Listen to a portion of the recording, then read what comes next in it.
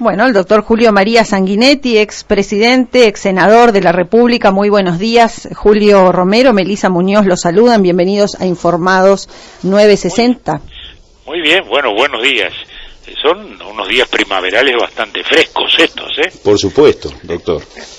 Es parte de los cambios que estamos viviendo, también el clima se involucra. Sí, porque noviembre tan frío, hace años que no veía. Que no se veía. Bueno, doctor Sanguinetti, usted sabe que la motivación que sentimos nosotros fue porque hoy tenemos en nuestra agenda de Radio G, aquí de la ciudad de Durazno, que hace 20 años usted concurrió a Durazno a inaugurar el jardín número 91, que en su momento fue jardín asistencial, posteriormente pasó a ser el famoso GISI y después ahora en este momento es jornada completa aquí en Durazno. Y fue uno de los acontecimientos importantes porque era toda una novedad para el sistema educativo uruguayo. ¿Se acuerda de aquel momento, doctor? Fueron años de gran cambio, ¿no? Ajá. Eso fue un gran intento de reforma que dio muchos resultados.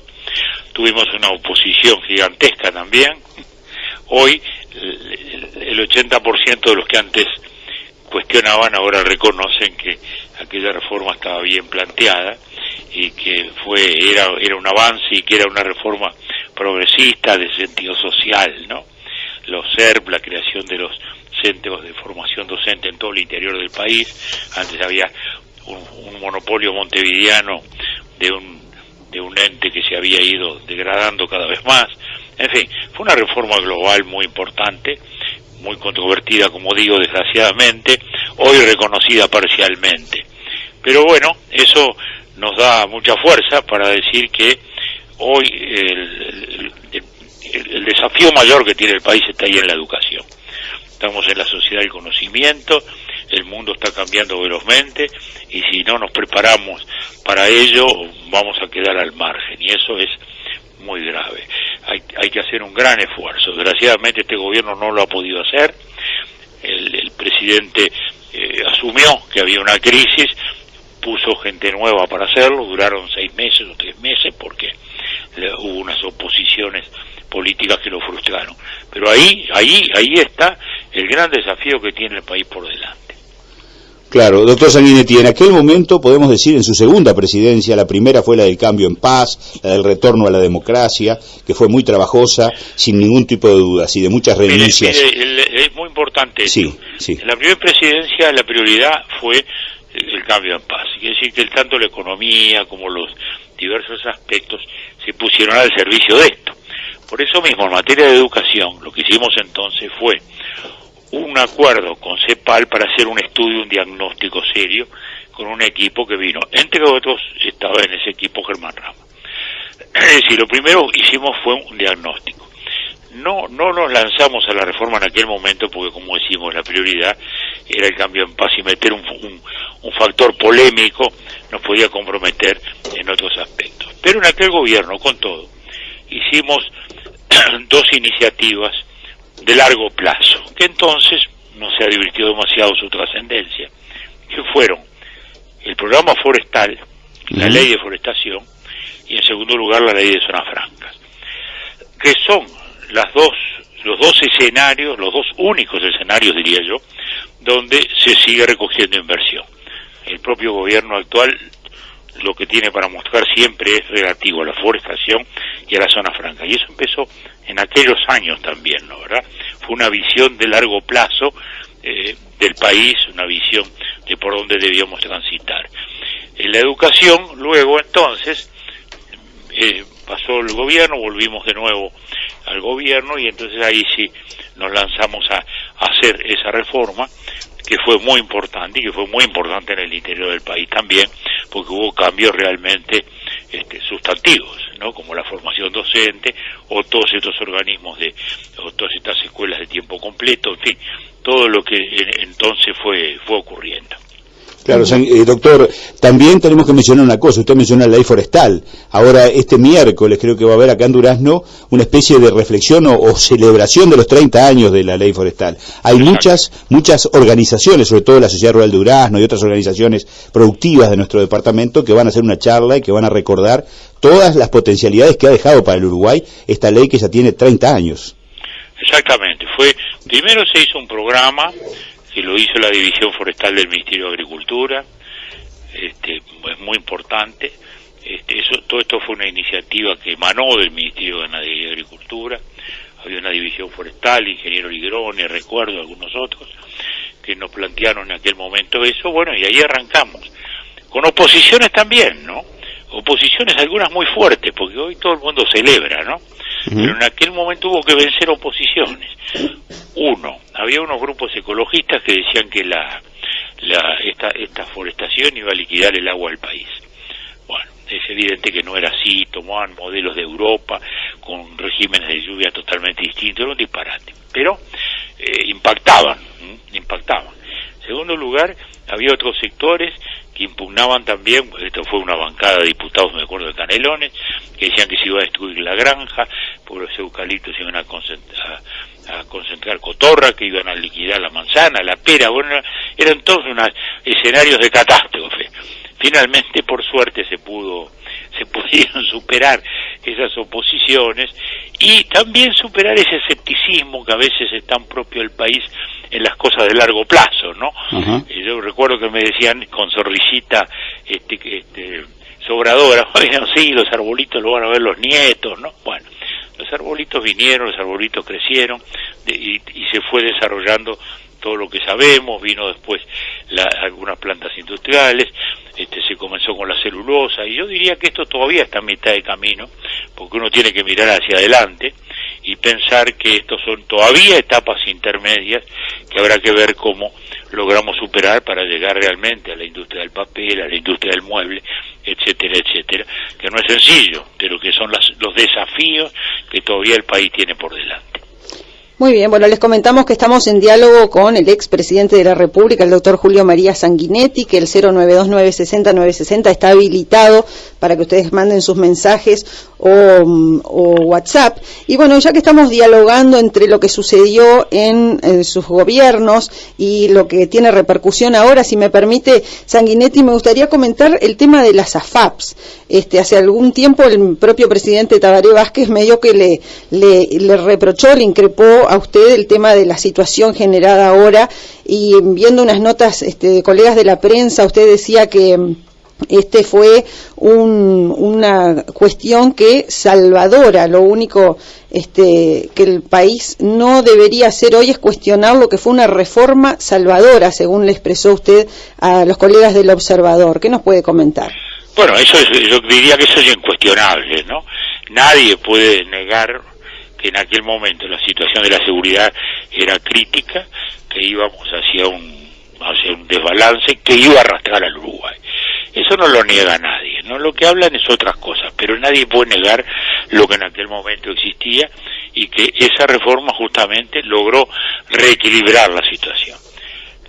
Lo que el presidente habló, y yo comparto, es que estamos en camino de otra crisis, no inmediata, pero sí a mediano plazo. ¿Y dónde está esa crisis? Primero en la ley del 2008 llamada de flexibilización, metió 80.000 jubilados de un saque y desequilibró el sistema. No nos olvidemos de que el sistema de seguridad social no solo se nutre de los aportes, sino que ese aporte recibe casi la mitad de todo el IVA como un mecanismo normal, y que además ha habido que votar recursos extras como los que propuso Astori no hace mucho, de 150 millones de dólares para solventar esa ley de 2008 que generó un gran desequilibrio. Ahora se ha planteado el tema de los cincuentones como si fuera una tragedia colectiva, y hay una formidable falsificación que es esta. La primera es que estamos hablando de un sector pequeño del conjunto de jubilados. Segundo, que estamos hablando no de los jubilados más modestos, más pobres, que están en el promedio, sino que estamos hablando de los jubilados que están en el promedio más alto. En tercer lugar, no hubo una imprevisión como se dijo, no. Lo que en aquel momento se pensó era que aquellos que tenían menos de 40 años tenían que incorporarse ya al nuevo sistema y alcanzar la jubilación plena a los 65 años. Se respetó todavía el derecho a que los 60 se pudieran jubilar, pero era una jubilación, digamos, castigada. La jubilación plena era a los 65 años. Eso era lo que se quería, y eso es a lo que debe ir el país ya, porque no podemos transformar en tragedia una bendición. Vivimos más años, vivimos mejor y no podemos seguir con un aumento de expectativa de vida como ese, porque no hay modo de sustentar 25 años de vida de un jubilado. Ese es el punto, ¿no? Ese es el punto básico, ¿no? Estamos hoy en una expectativa de vida de 78 años, las mujeres más de 80, y eso es muy bueno, ¿no? Es muy bueno lo que ha ocurrido, ¿no? Entonces habrá situaciones especiales en aquellas actividades que tengan exigencias físicas, como la construcción, etcétera, pero la tendencia tiene que ser necesariamente a eso.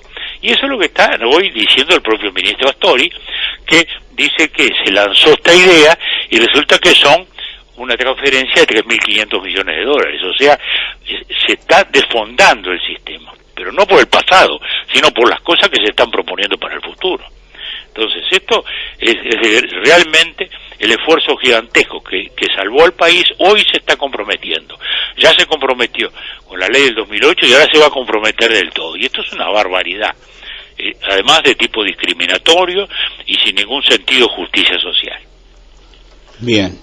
Doctor Sanguinetti, sin duda que tenemos muchas cosas para preguntarle, sabemos que usted tiene su agenda y lógicamente la queremos respetar también, pero no puede pasar por alto para nosotros su dimensión de escritor, de historiador, de periodista, que de alguna manera es, podríamos decir, eso que ha quedado a través de toda su vida, además de ser político, presidente, senador, en fin, de haber ocupado cargos electivos muy importantes, los más importantes de nuestro país, sin ningún tipo de duda. Si usted hace poquitos días presentó en la Feria del Libro de Montevideo un nuevo libro, El Cronista y su historia. ¿Qué comentario puede hacernos? Porque es muy variado, entre otras cosas, toca, por ejemplo, a nuestro fundador, a Fructuoso Rivera, la historia negra que hay detrás de él, y todas estas cuestiones, digo, duraznenses. ¿Qué puede mencionar? Sí. Lo hago con mucho gusto, además, porque creo que es una de las grandes injusticias y errores que vive el país. Bueno, mire, el tema es este, yo tengo 62 años de periodista. Uh-huh. Empecé en el año 53 en el departamento de Canelones con un semanario que lo dirigía Manuel Flores Mora, un político, pero sobre todo un gran periodista. Entre otros estábamos Elmar Michelini, Teófilo Collazo, Fernando Torres Ponce, y después algunos más jovencitos, que entonces teníamos 17, 18 años, como yo mismo y Luis Barrios Tazano y otros. Ahí empecé, y mi primer artículo firmado fue una biografía de Joaquín Suárez, fíjese usted. Ajá. Que era, seguro, oriundo de Canelones, ¿no? Ajá. O sea que siempre tuve una gran afición histórica, y en la vida periodística enfoqué muchas veces temas históricos, introduciéndome además en las polémicas más comunes que existen en nuestra historia, y que siempre es bueno ventilar para entender en qué país estamos, ¿no? Entonces, en cierto momento dije, bueno, voy a recoger algunos de estos artículos, porque los artículos que van por ahí se pierden, ¿no? Y entonces hice un libro, digamos, temático, ¿no? La independencia, las bases de la República, la leyenda, la segunda leyenda negra, después de la de Artigas, ahora la de Rivera, en fin, entonces la memoria y la historia, el abuso de la memoria, cosa que sufrimos constantemente. Y entonces junté artículos muy seleccionados, ¿no? 3 o 4 de cada tema, pero tratando de mostrar artículos de los años 60, de los años 70, ¿no? Sobre esos temas. Y luego también me encontré con una especie de sorpresa también, porque me encontré algunos artículos que entonces eran periodismo de actualidad, pero hoy son historias. Por ejemplo, estuve en Cuba en el 59, cuando la revolución, escribí 5 o 6 notas. Estuve en Corea del Norte, cuando gobernaba el abuelo del actual, de este muchacho de los misiles, que está todos los días amenazando con misiles. Bueno, y eso es del año 76 o 78. Y eso es historia, ¿no? Porque no se puede entender lo que hoy pasa en Corea del Norte sin observar lo que fue la construcción de un Estado totalitario, como se hizo entonces por Kim Il-sung.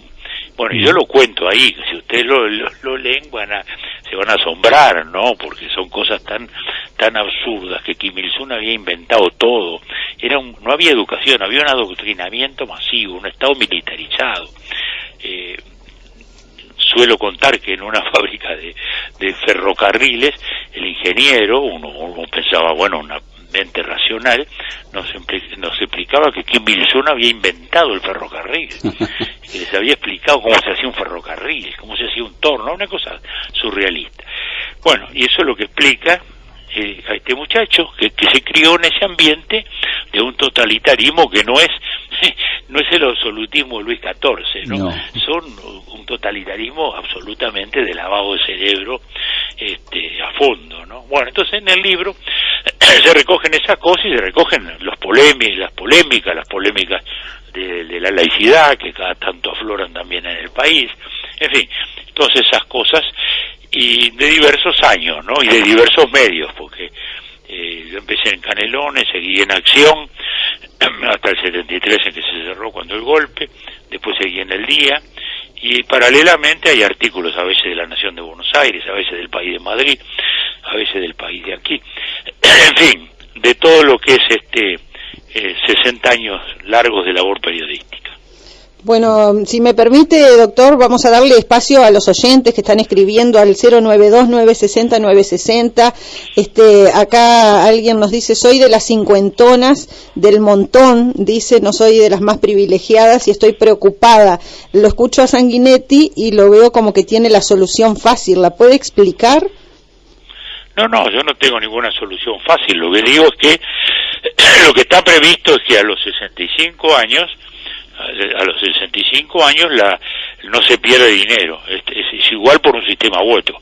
Y en cualquier caso, si se quisiera hacer algo, lo que podría hacerse es decirle, bueno, cuando llegue a los 65 años, opte por un sistema o opte por el otro, el que más le convenga. Pero eso es una situación racional, ¿no? Lo que no es racional es lo de imaginar que se pueden destinar 3.400 millones de dólares para comprometer todo el sistema por una solución que no lo es y que es demasiado parcial. El tema es ese, son 65 años la edad a la cual se quiso tender y se debe tender, porque hoy mismo es así. Ya de hecho la gente se jubila el promedio a los 62 años, pero tenemos que llegar a más, porque de lo contrario el sistema con el correr de los años se va a volver a desequilibrar y no es posible que el país viva constantemente ese desequilibrio. Bueno, acá nos dice mi gran saludo al doctor Sanguinetti, lo admiro siempre, estaría horas escuchándolo. Bueno, no tenemos mucho tiempo nosotros de programa y tampoco queremos disponer de su tiempo. Dice un gran respeto al invitado.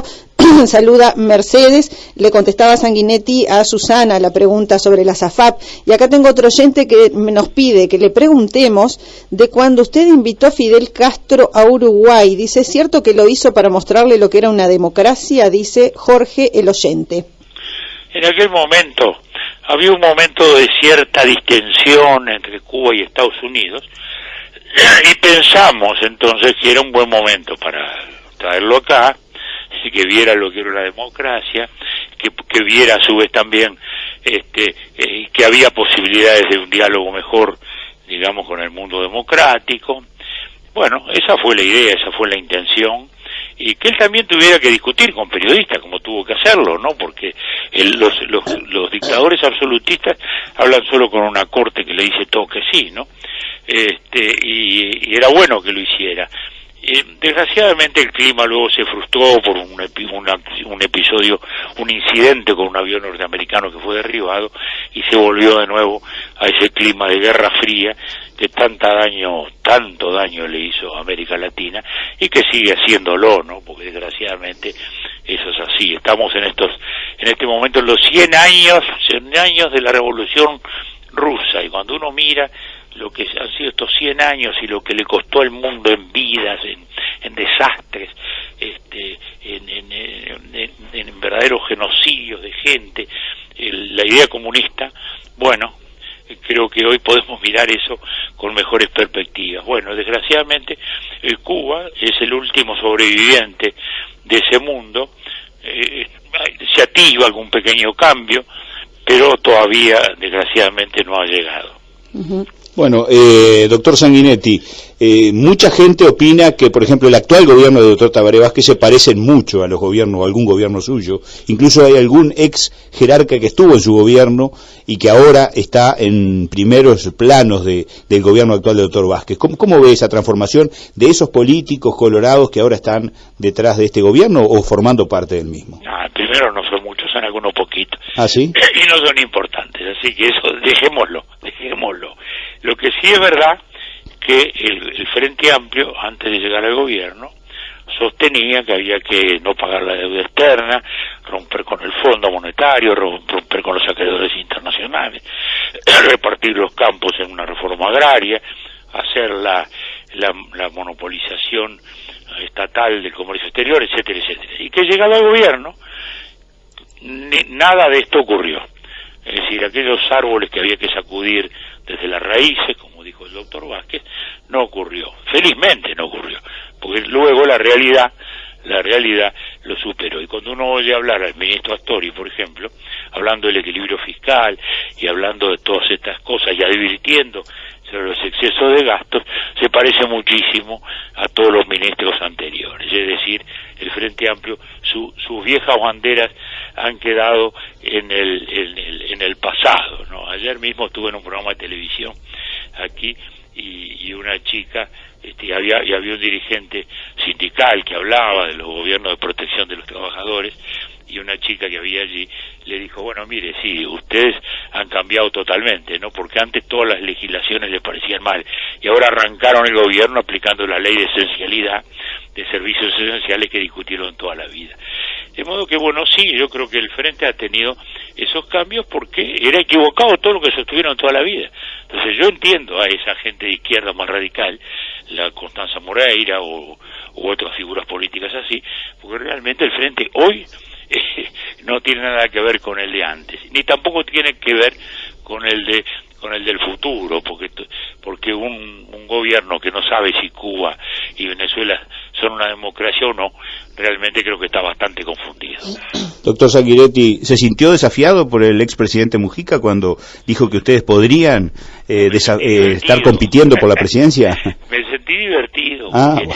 Es evidente que él tenía un candidato para su grupo, que era el Sendic, y que luego, bueno, en fin, ocurrieron las cosas que ocurrieron, ahora está siendo un candidato a la vista, y da la impresión que él, que no tenía aparentemente la aspiración de volver a ser candidato, le están haciendo, y entonces por eso dijo que si yo me lanzaba, de repente a él le venía el coraje, y yo simplemente le dije, bueno, si tiene ganas, hágalo, pero no me use a mí de pretexto. ¿Usted no tiene ganas, Sanguinetti?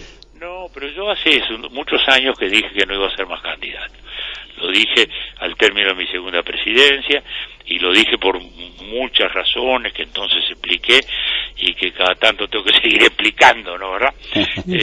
La primera, que no quería entonizarme, dos presidencias era mucho, no quería llegar a viejo sin ser esos viejos que se abrazan al sillón y que todos los jóvenes discuten y que no dan paso y que no dan lugar. Bueno, yo di espacio y dije que no iba a ser más candidato, y no lo fui.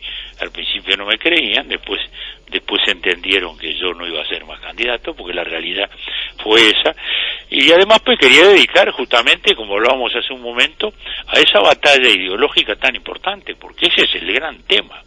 No, el país no ha avanzado lo suficiente porque seguimos lastrados por un relato, como dicen en la Argentina, un relato histórico, que falsifica la historia del país desde el origen hasta nuestros días, y que debe ser enfrentado. Entonces me he dedicado a escribir incluso la historia reciente, porque se cuenta la historia del golpe de Estado y no se cuenta la historia de los Tupamaros antes, que son los que trajeron la violencia al país. El golpe de Estado no fue un clavel del aire, sino que fue una desgraciada conclusión de una más desgraciada lanzamiento hacia la política de la violencia por medio de una guerrilla que soñaba entonces con Cuba, ¿no?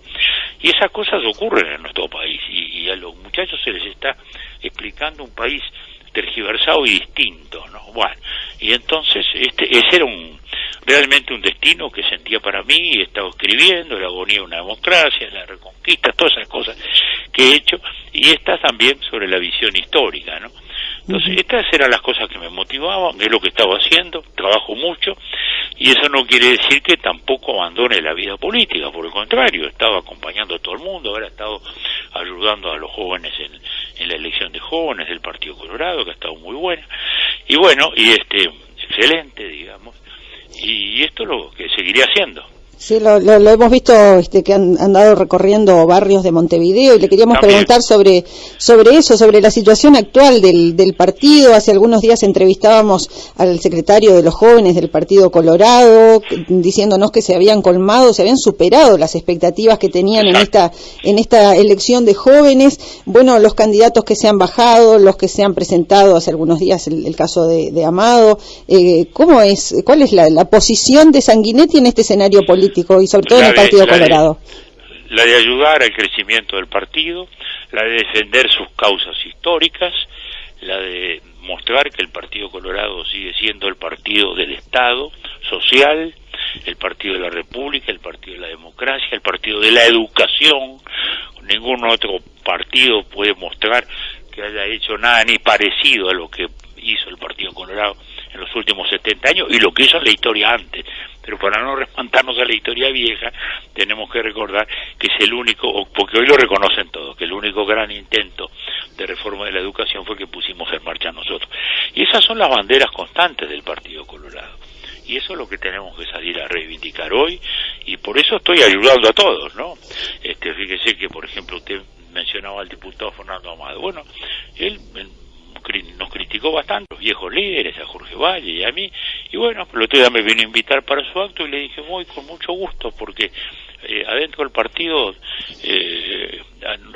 no tiene por qué haber unanimidad, unidad sí, pero no tiene por qué haber unanimidad, así que con mucho gusto fui y lo acompañé en el acto, como debe ser, y yo estoy en eso, ayudando a todos para tratar de que crezcan y de que vuelvan a ofrecerle al país un Partido Colorado fuerte, sin el cual no hay cambio, que ese es el gran tema.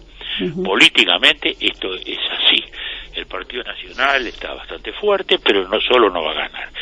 De modo que o el Partido Colorado crece o seguiremos en este Frente Amplio vaciado de contenido, sin agenda, como suele decirse, y que es lo que estamos viviendo. Y Sanguinetti, si me permite, Julio, sí, que le estoy acaparando, pero justo usted menciona la educación como una de las banderas históricas del Partido Colorado, y es una de las preocupaciones, creo que en general, de la población, junto y enrabada con los temas de inseguridad que estamos viviendo. ¿Usted cree que esas banderas podrían reflotar o podrían acercar más al Partido Colorado a un futuro gobierno? Bueno, yo creo que esas son las que hay que levantar con autenticidad, porque tenemos la autoridad moral de que no simplemente estamos lanzando eslóganes o promesas. ¿Y hay programa frente a esos temas? No, todavía no hay programa, tiene que haberlo en su momento, pero lo que quiero decir es que primero tenemos el aval de que no en la historia antigua, en la historia reciente hemos hecho, nos discutían todo, ahora hoy reconocen que es así, y ahora también se lanzará un nuevo programa con una segunda visión de reforma, ¿no? ¿Verdad? Sin ninguna duda, pero eso vendrá el año que viene o el otro, ¿no? Lo que está claro es que tenemos esa autoridad, ningún otro puede alegar que haya hecho un intento parecido. Bueno, queremos que escuche estos mensajes, doctor Sanguinetti, de nuestra audiencia, que sin duda está escuchando atentamente. Qué placer escuchar al doctor Sanguinetti, el mejor presidente que hemos tenido los uruguayos. Dios le dé muchos años de vida, para ejemplo de los jóvenes, dice Silvio Barragán. Hola, feliz escuchar a mi presidente cuando fue... bueno, y aparece por ahí un número 10, será por el puntaje que tuvo su gobierno quizá, y que el gobierno de ahora es un caos total.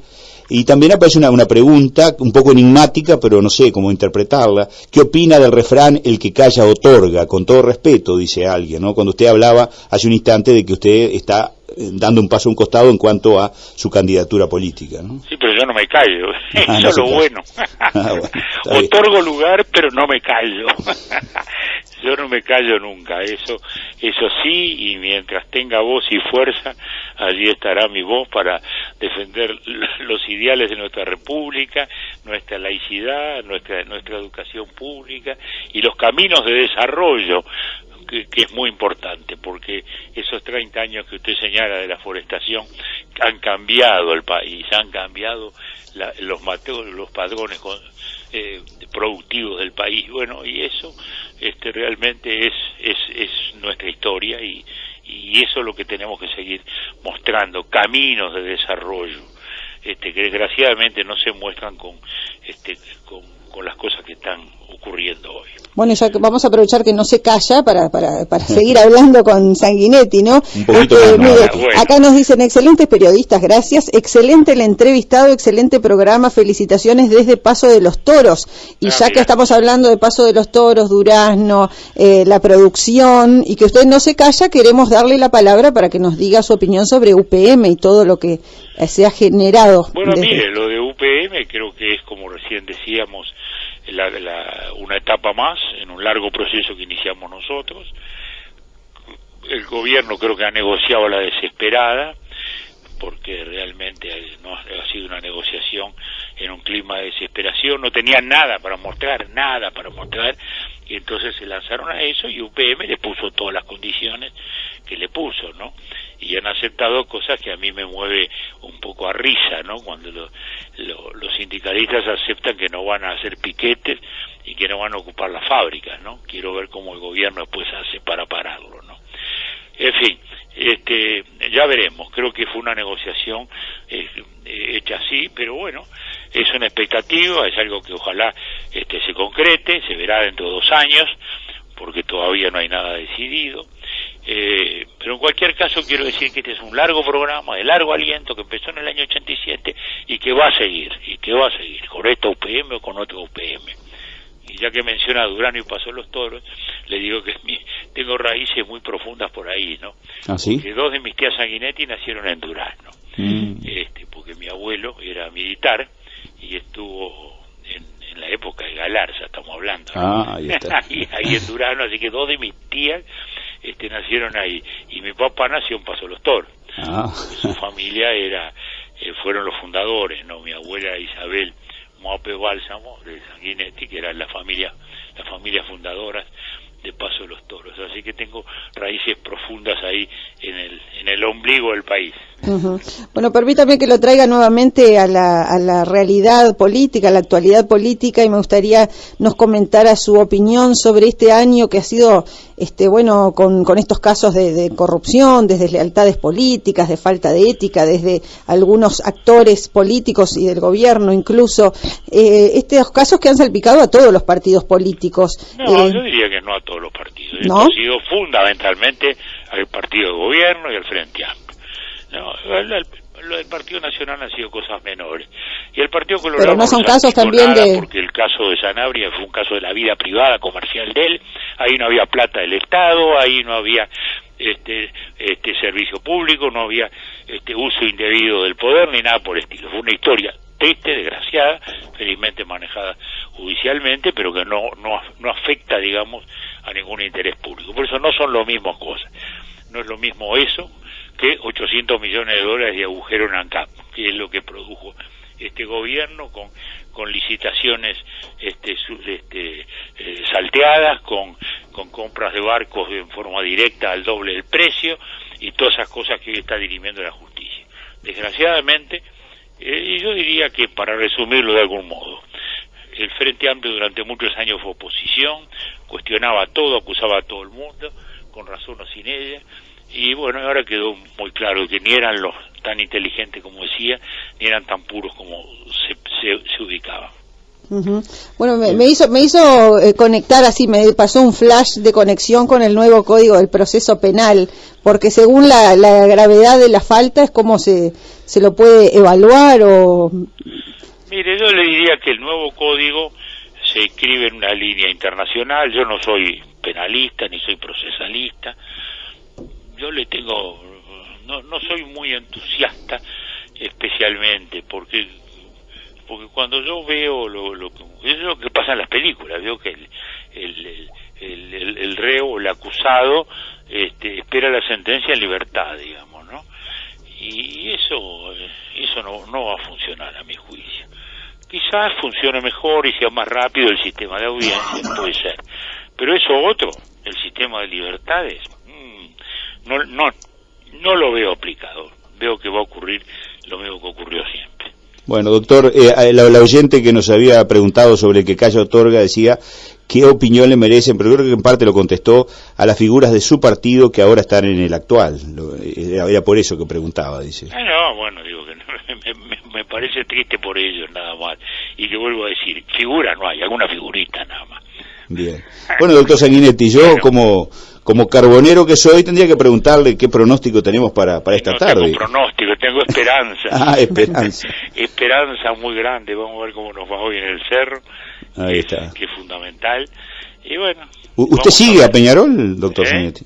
¿Sigue a Peñarol? Sí, yo voy, soy un fiel que voy a los estadios y ahora con mucho gusto en nuestro estadio, que es tan lindo, tan precioso.